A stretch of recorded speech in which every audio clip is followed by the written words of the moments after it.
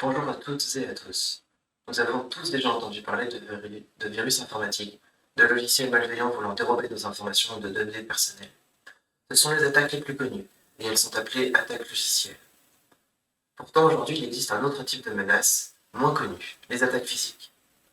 Pour comprendre ces menaces, il est nécessaire de comprendre ce qu'est un processeur. Imaginez que le processeur est le chef d'orchestre de nos appareils. Tous les systèmes informatiques ont un processeur qui permet d'effectuer des tâches, comme exécuter des applications lorsque nous les lançons sur nos systèmes, comme les ordinateurs, les téléphones ou même les objets connectés. Vous avez, j'espère, aujourd'hui tous un antivirus sur vos systèmes pour vous protéger contre les virus.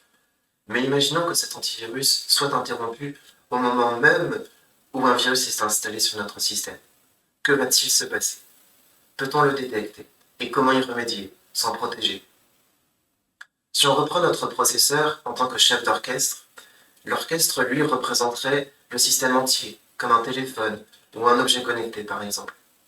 Les musiciens, eux, représentent les composants internes du processeur. Et les partitions, elles, représentent les opérations à effectuer, à exécuter sur ce processeur. Lors d'un concert, le chef d'orchestre gère le bon déroulement de la musique et vérifie qu'aucun musicien ne fasse de fausses notes ou ne joue mal.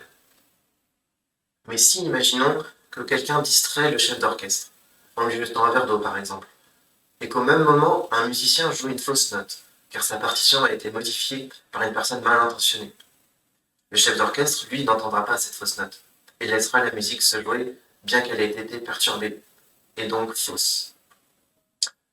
La diversion a donc réussi, et le perturbateur a atteint son objectif de fausser cette musique. À présent, si on revient à la réalité avec notre processeur et ma thèse, la perturbation de la musique de tout à l'heure représente une perturbation lors de l'exécution d'une opération, une faute. Cette perturbation modifie son fonctionnement. Il y a un risque que le processeur retourne une valeur erronée de l'opération. Et donc, en analysant ces valeurs, il est possible de déterminer des secrets, comme des données personnelles, des mots de passe, des codes bancaires, etc. Tout cela nous amène à nous dire qu'il est nécessaire de se protéger contre ces virus et autres logiciels malveillants, mais également de protéger les mécanismes de protection contre les perturbations physiques, afin d'assurer une sécurité maximale pour réduire les risques d'attaque.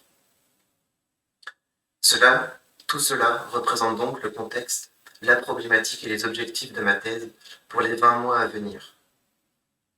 Je vous remercie.